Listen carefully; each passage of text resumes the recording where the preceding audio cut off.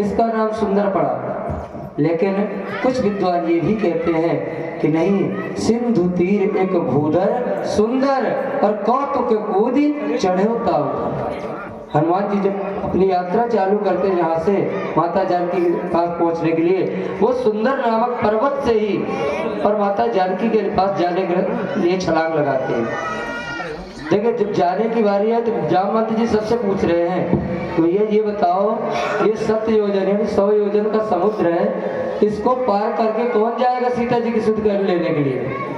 सब ने कहा, किसी ने कहा मैं आधी दूर चला जाऊंगा, किसी ने कहा कि मैं थोड़ी और आगे तक चला जाऊंगा, कोई कहा मैं चला तो जाऊंगा पर लौट के नहीं आऊंगा।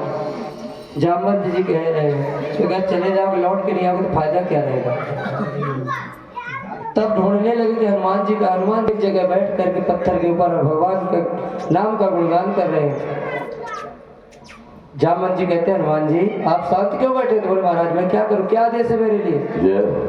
तो कहते राम काज लग तब अवतारा, आपका जो जन्म हुआ है, आपका अवतार हुआ है, तो राम काज के लिए ही आपका अवतार हुआ है और आप शांति से ऐसे बैठे हैं। और जैसे ही हनुमान जी ने सुना कि राम काज के लिए मेरा और अवतार हुआ है, सुनत ही भयउ पर्वत आकारा, हनुमान जी पर्वत के समान हो गए।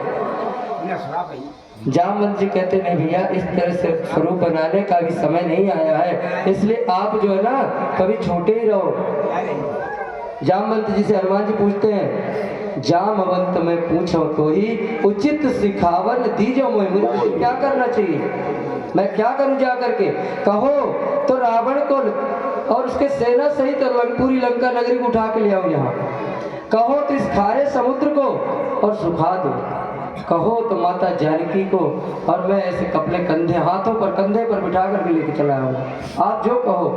तब जामवंत जी ने कहा, नहीं, आप केवल कितना करो, इतना करो तात तुम जाई, सीता ही देख कहो सुध आई। केवल जा करके सीता जी की सुध लेकर के आओ और भगवान को बताओ, बस इतना ही करो। हनुमान जी जाते हैं, सुरसा मिलती है, रोकती रास्ता। हनुमान जी उसके आगे जाते परीक्षा दे करके। तब जब लंका के द्वार में पहुंचते तो लंकनी नाम की एक राक्षसी थी। हनुमान जी छोटा सा रूप बना करके जा रहे थे। बोले कैसे जाए? बोले बड़ा होकर के जाके तो लड़ाई करना पड़ेगा, युद्ध करना पड़ेगा, और युद्ध अगर हम करते हैं तो समय ज्यादा लगेगा, तो इसलिए ऐसा करो कि छोटा सा स्वरूप बनाओ जब, और रात में